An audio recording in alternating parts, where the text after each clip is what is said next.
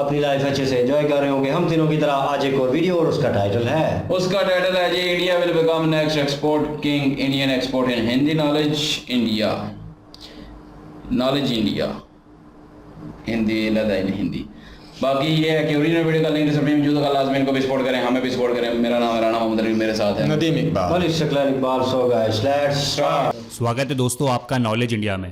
भारत जो एक वक्त में दुनिया भर के लिए सामान बेचने का बाजार बना हुआ था और उसके पास खुद का एक्सपोर्ट सिस्टम लगभग ना के बराबर था, आज उसी भारत ने पिछले 75 सालों में अपने सामानों को दुनिया भर में एक्सपोर्ट करने के मामले में 600% की बढ़ोतरी की है, जो कि अपने आप में एक बहुत बड़ा माइलस्टोन है। कहा जा रहा है कि सरकार की मेक इन इंडिया और वोकल फॉर लोकल की मुहिम रंग ला रही है और आज भारत दुनिया के देशों को न कि सिर्फ खाने पहनने की चीजें एक्सपोर्ट करता है बल्कि इसके अलावा सॉफ्टवेयर और अब तो हथियार भी बेचने लगा है। सरकारी आंकड़ों की माने तो इंडियन प्रोडक्ट्स की डिमांड बढ़ती जा रही है। विदेशी बाजारों में भारतीय सामान की धूम मचनी शुरू हो गई है। कुछ दशक पहले तक बाजार में मेड इन इंडिया का मतलब घटिया सामान या बेकार फीचर्स वाला प्रोडक्ट माना जाता था। 90 के दशक के पहले गवर्नमेंट रेगुलेशन की व्यवस्था में विदेशी इंपोर्टेड रेडियो, मोटरसाइकिल, टीवी खरीदना सिर्फ अमीरों का शौक था, लेकिन जब भारत ने पूरी दुनिया के लिए बाजार खोला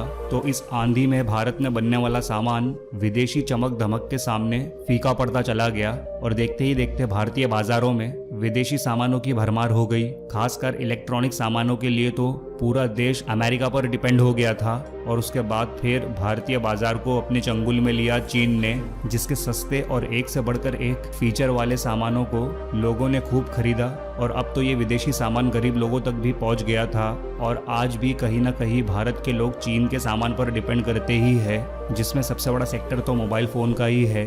और जहां दिवाली में चीन की बनी तोरण चमकने लगी तो दूसरी तरफ भारत के दिए बनाने वाले कुम्हारों के घर अंधेरा छा गया। विदेशी ब्रांड्स और डिजाइनर कपड़ों के दौर में भारत में कपड़े बनाने वाली इंडस्ट्रीज ढीली पड़ने लगी।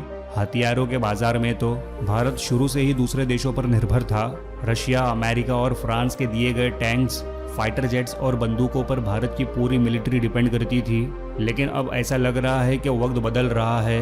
लगता है अब सरकार की वोकल फॉर लोकल की प्लानिंग अब असर दिखा रही है। अब तो भारत की कार कंपनीज भी इसी नारे के साथ अपना प्रोडक्ट उतार रही है और ये बात किसी से छिपी नहीं है कि ग्लोबली भारत की कार कंपनीज का डोमिनेंस बढ़ता जा रहा है।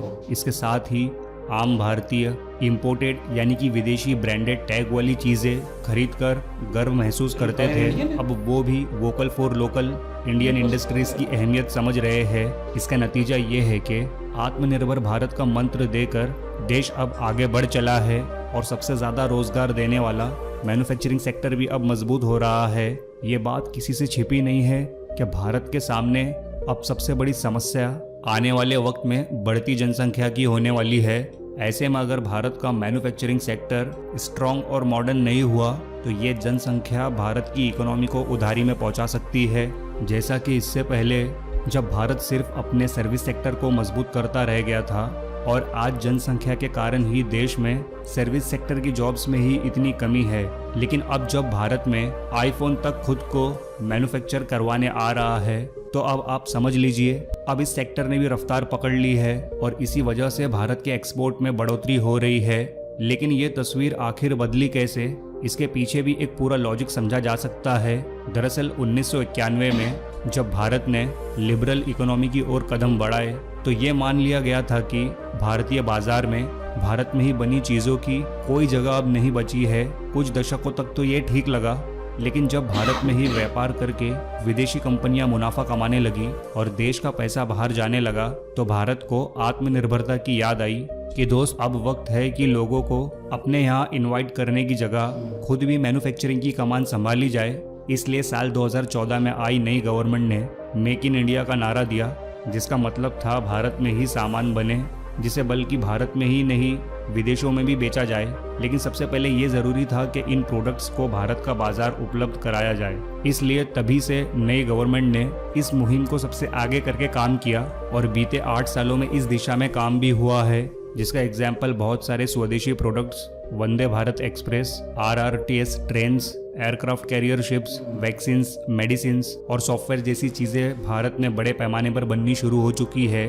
और तो और अब भारत का DRDO हथियार डेवलप करने की कैपेसिटी को बढ़ा चुका है और उसने कुछ महीनों पहले ही अजरबैजान को आर्मेनिया से लड़ने के लिए हथियार भी बेचे हैं जो पूरी तरह इंडियन मेड थे। और तो और अब भारत दुनिया भर के लिए सबसे ज़रूरी सेमीकंडक्टर्स चिप को भी अपने यहाँ मैन्युफैक्चर करने की शुरुआत कर चुका है, जो कि एक बहुत बड़ा माइलस्टोन है। देश ने एक दौर ऐसा भी देखा था जब एक सुई भी विदेश से आया करती थी, लेकिन अब army equipments, cycle, bikes, mobile phones, car, home appliances से लेकर हर तरह के डिवाइसेस भारत में ही बनाए जा रहे हैं, जिसमें भारत का पैसा और यहाँ के टेक्नीशियन और लेबर्स शामिल है। अब ये प्रोडक्ट्स न कि सिर्फ भारत में बल्कि विदेशी बाज़ारों में भी अपनी जगह बना रहे हैं। Gemstones, jewellery, spices, chemicals, coffee, electronics और मोबाइल के बाज़ार में भारत में बने प्रोडक्ट्स की मांग बढ़ी है। सरकारी आंकड़ों की माने तो आज़ादी के बाद से भारत का एक्सपोर्ट 600 गुना तक बढ़ा है। 1.27 बिलियन डॉलर्स का एक्सपोर्ट हुआ करता था। साल 2021-22 में यह आंकड़ा 676 बिलियन डॉलर्स तक पहुंच गया है। इसमें गुड्स एक्सपोर्ट 420 बिलियन डॉलर्स तक पहुंच गया है।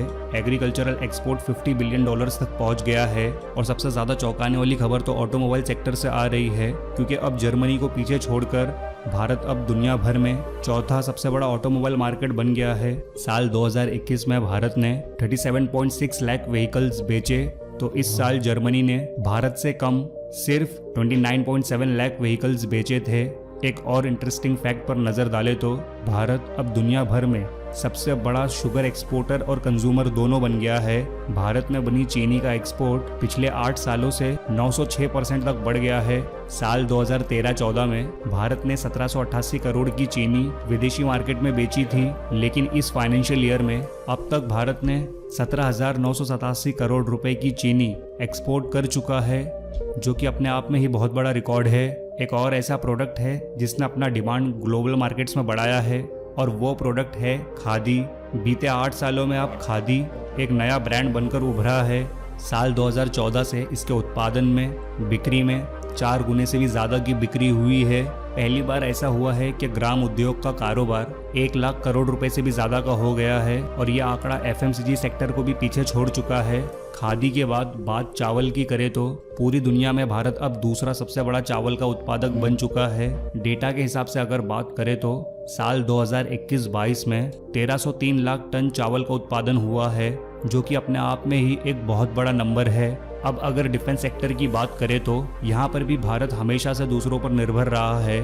देश के खजाने का एक बड़ा हिस्सा हथियारों की खरीद और दूसरे मिलिट्री इक्विपमेंट्स को खरीदने में चला जाता है, लेकिन बीते 8 सालों में भारत इस सेक्टर में न कि सिर्फ आत्मनिर्भर बनने की दिशा में है, बल्कि वो अपने प्रोडक्ट्स दूसरे देशों को भी बेच रहा है। 2014-15 में भारत ने 1940 करोड़ के प्रोडक्ट्स बेचे थे, वही 2021-22 में यही आंकड़ा 13,000 करोड़ रुपए के पार चला गया है। भारत ने अपने मिलिट्री इक्विपमेंट्स जिन दूसरे देशों को बेचे हैं, इनमें है America, Philippines, south east Asia, middle east और अफ्रीका के कुछ देश शामिल है। इसके साथ ही भारत अब आर्म एक्सपोर्टिंग के क्षेत्र में टॉप 25 देशों में भी शामिल हो चुका है, और आज भारत दुनिया के 100 देशों को इंटरनेशनल स्टैंडर्ड्स वाला बुलेट प्रूफ जैकेट एक्सपोर्ट कर रहा है। डिफेंस सेक्टर में मेक इन इंडिया को बढ़ावा देने के लिए 2 डिफेंस कॉरिडोर बनाए जा रहे हैं। इसके साथ ही नए स्टार्टअप्स को बढ़ावा देने के लिए इनोवेशन फॉर डिफेंस एक्सीलेंस भी लॉन्च किया गया है।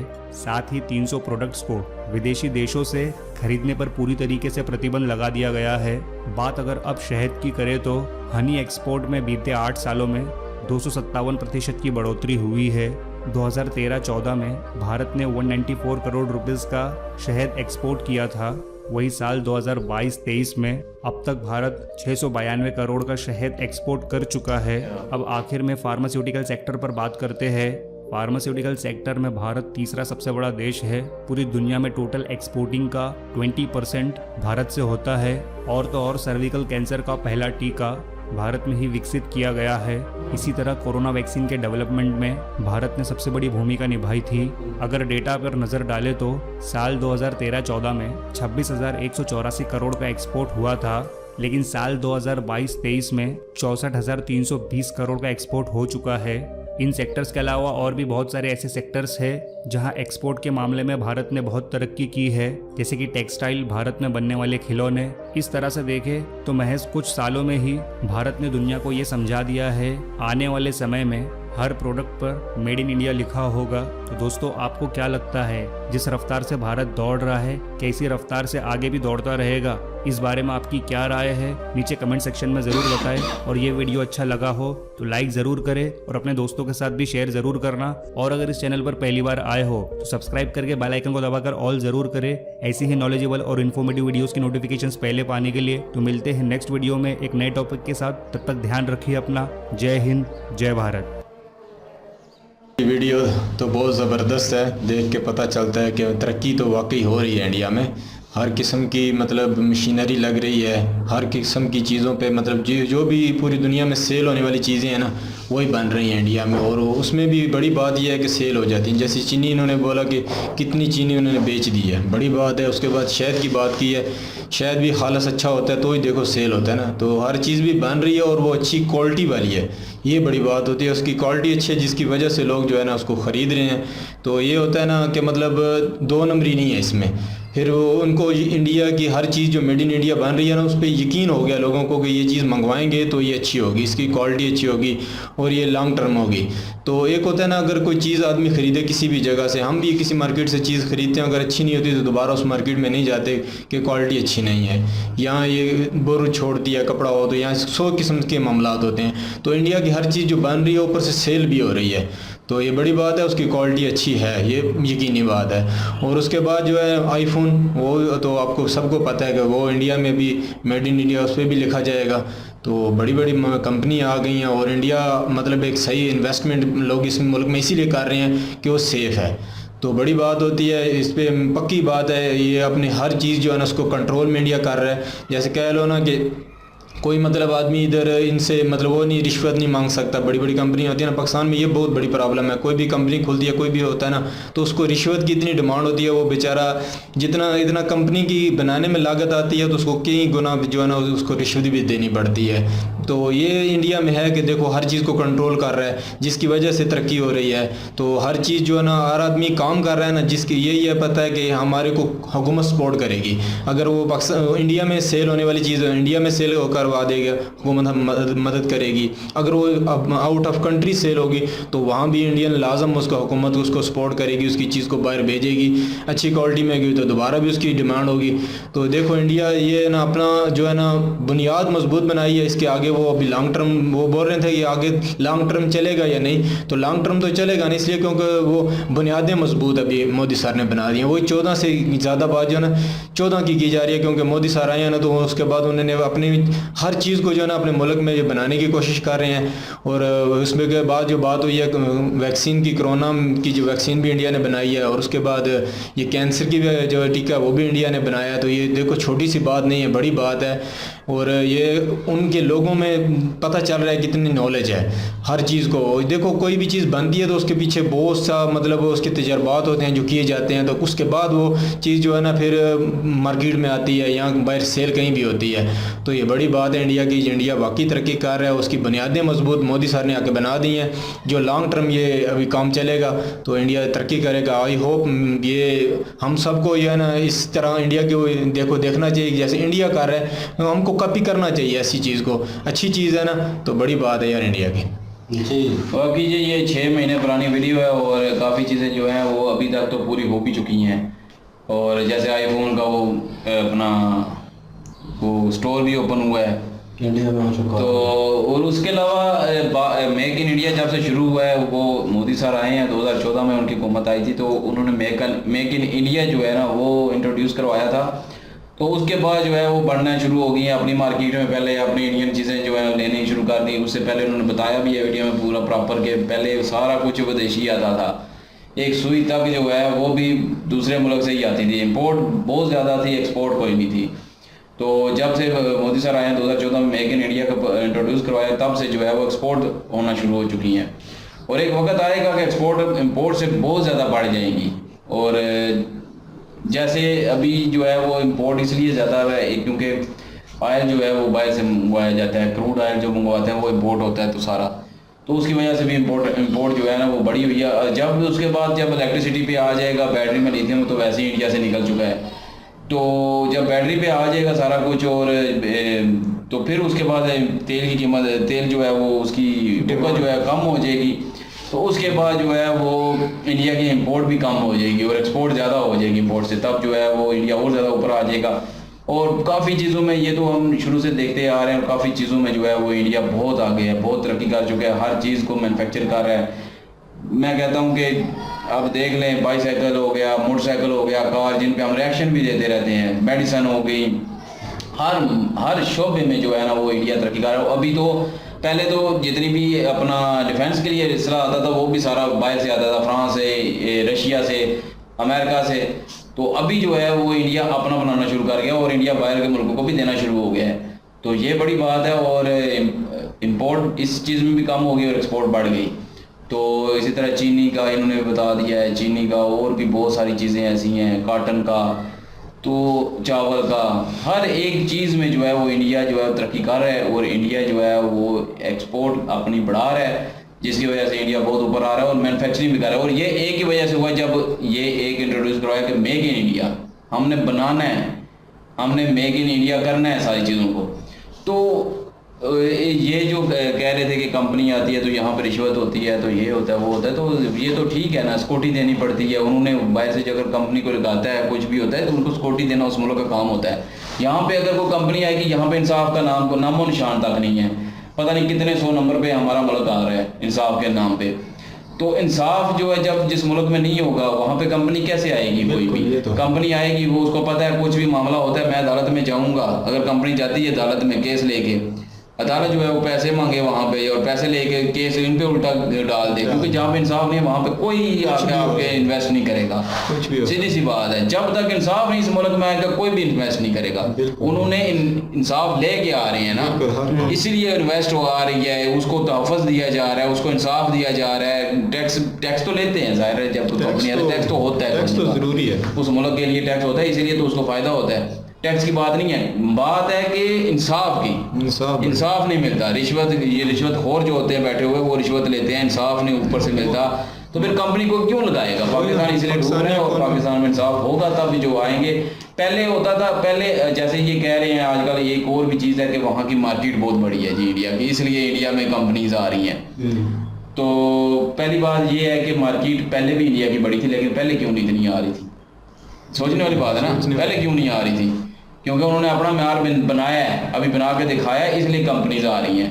वो भी बात ठीक है कि कम जो है वो मार्केट भी बड़ी है, लेकिन उन्होंने तहफ़्फ़ुज़ दिया है, उन्होंने इंसाफ दिया है, उन्होंने दिखाया है, उन्होंने कोई थोड़ा एतमाद बिल्ड किया अपना, उसके बाद कंपनीज आ रही हैं। पाकिस्तान भी अगर करता तो पाकिस्तान में भी आनी थी, पाकिस्तान भी छोटी मार्केट तो नहीं है ना, 22-23 करोड़ की मार्केट है ये, इतनी भी छोटी नहीं है, हर चीज़ बाहर से आ रही है। बिल्कुल, तो ये मसला हमें हल करने होंगे तभी ये सारा कुछ हल होगा। लेकिन इसके लिए ऊपर आदमी अच्छा चाहिए ना, इसके लिए ऊपर आदमी अच्छा चाहिए, ये प्रॉब्लम बिल्कुल जी, होल्ड ऑन करना ज़रूरी होता है जी। और वो make in India, made in India, अभी तो हर चीज़ पे वो मोहर लगे। और रशिया ने भी, जब रशिया ने कहा है ना मेक इन रशिया, जो बात सीखी तो पीछे अभी उन्होंने उस चीज़ को पकड़ा है, मोदी सर ने ये प्लान लेके आए हैं। मेरे ख्याल में कोई ना कोई बंदा आके इक़्तिदार में चेंज करता है, लेकिन इन अ पॉजिटिव वे हो, वो पाकिस्तान की तरह सूरत हाल मत हो कि जो भी आए वो खाने वाली सूरत हाल में आगे। क्या होता है पाकिस्तान में, होता है कि हम इस दफ़ा IMF से कर्जा लेके दिखाएंगे आपको, हमें आप वोट दें, और खा के भी दिखाएंगे। और ये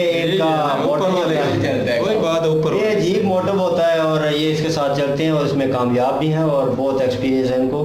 लेकिन ये है कि थोड़ी सी गैरत और शर्म खा लें, देख लें कि हमारा पड़ोसी मुल्क जो है वो किस तरह तरक्की कर रहा है और किस तरह अपने मुल्क को डेवलप कर रहा है। किसी को फॉलो ना करें, एक मोदी सर को फॉलो कर रहे हैं, उनकी थ्योरी पढ़ लें, उनके हिसाब से चलें कि उन्होंने स्टार्टिंग से लेकर टिल दी एंड अभी तक जब से वो इक़्तिदार में आए हैं, या उससे पिछली हिस्ट्री निकाल लें, किस तरह वो अपना काम करते रहे हैं या किस तरह अपने काम के साथ मुखलस थे। और अगर एक बंदा भी जो इक़्तिदार में आने वाला है, ये जो मुल्क की भागदौड़ संभालने वाला है, वो कम से कम वो देख ले, उस चीज़ को ऑब्जर्व कर ले, तो कॉपी पेस्ट तो कम से कम कर सकता है ना। यहाँ पे पता क्या करते हैं, यहाँ पे जो भी फैक्ट्री होती है या जो भी मिल्स वगैरह होती हैं ना, उन पे टैक्स डाल देते हैं ज़्यादा। जब वो टैक्स ज़्यादा डालते हैं, महंगी चीज़ करेंगे तो बिकेगी नहीं, पहली बात। वो फिर क्या करते हैं, क्वालिटी में कंप्रोमाइज़ करते हैं, फिर लेकिन आप चीज़ की वजह से डूब जाता है फिर सारा काम। ठीक है, आप अपने जगह पे ठीक कह रहे हैं, लेकिन जहाँ पे भी नाम माफिया का आता है तो मेरे ख्याल में माफिया तबाह कर रहा है। और अभी देख लें आप, जैसे चाइना है, और पहले लोगों को यकीन नहीं होता था, मतलब कि वो दो किस्म की प्रोडक्ट जो है मार्केट में लेके आ रहे हैं, और एक जो है ओरिजिनल, हालांकि उनकी बहुत सारी चीज़ें जो हैं वो ओरिजिनल है। उनकी टीवी, रेडियो और इस तरह की चीज़ें जो इलेक्ट्रॉनिक्स, जैसे उन्होंने जिक्र किया कि फॉरेन चीज़ें जो हैं वो ज़्यादा चलती थी, और लोग बाहर से लेके आते थे, बड़े शौक से मंगवाते थे। यहाँ पे और बहुत सारे लोगों को यहाँ पे वहाँ पे पता होगा, वो बैटरी चलती थी, वो लाइट जो है वो चलती थी, और बहुत सारे लोग जो हैं वो उस चीज़ को यूज़ करते थे। बाहर से कोई भी आ रहा है जनाब, वो रेडियो ले आना या लाइट ले आना, क्योंकि वो बहुत देर बाद चलती थी, ओरिजिनल चीज़ें थी। और उसके बाद चाइना ने देखा कि ओरिजिनल प्रोडक्ट जो हैं वो कम बिकती हैं, उनकी प्राइस भी ज़्यादा है, और उसको अगर लेस कर दिया जाए और मार्केट में उसकी कापी जो है वो निकाली जाए, तो मेरे ख्याल में चाइना ने ये काम शुरू किया, और उसमें उन्होंने बहुत तरक्की की, और हर तरफ चाइना का माल जो है वो चलना शुरू हो गया मार्केट में। बहुत सारी मार्केट डाउन हुई हैं उनकी वजह से। आईफोन जो है वो टॉप लिस्टेड चल रहा है अभी, जैसे इंडिया में है, मेड इन इंडिया होगा, लेकिन प्रोडक्ट जो है वो ओरिजिनल होगी।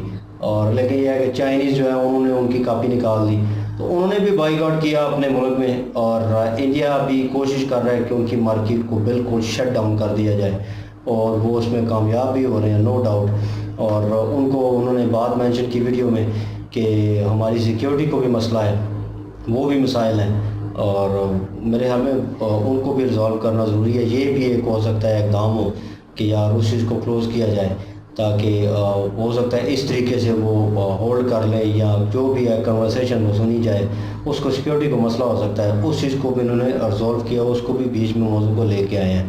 तो इंडिया तरक्की कर रहा है, नो डाउट जी, हर आए दिन कुछ ना कुछ सुनने को मिलता है। जैसे उन्होंने मर्सिडीज़ निकाली है, तो मैंने किसी को बताया तो उन्होंने कहा जी वाह, ये तो बड़ी तरक्की की बात है, लेकिन साथ ही मुंह भी बन गया, क्योंकि मुखालफिन हर जगह मौजूद होते हैं, नो डाउट, रियलिटी पे बात करनी चाहिए। तो उन्होंने कहा पाकिस्तान क्यों नहीं तैयार कर, मैंने कहा पाकिस्तान के ऊपर जो इक़्तिदार पे बैठे बंदे 2 नंबर है, आपने क्यों नहीं सिलेक्ट किए, हालांकि वो मुखालिफ पार्टी का था। मीन के यहाँ पे जो मुखालफिन चल रहे होते हैं वो मेरी मुखालिफ पार्टी का था, लेकिन यह है कि वो, मैंने कहा सोचो, सिर्फ इस बात पे सोचो और देखो, सुनो उस चीज़ को, और कम से कम देखो तो सही वीडियो कर क्या रहे हैं तुम लोग। तो हसद की वो उसमें आग में जल रहे हो, और वो देखते नहीं हो वीडियो, तो कहते तुम लोग रिएक्शन देते हो, तो इसलिए वहाँ पे बोल लेते हो और कर लेते हो।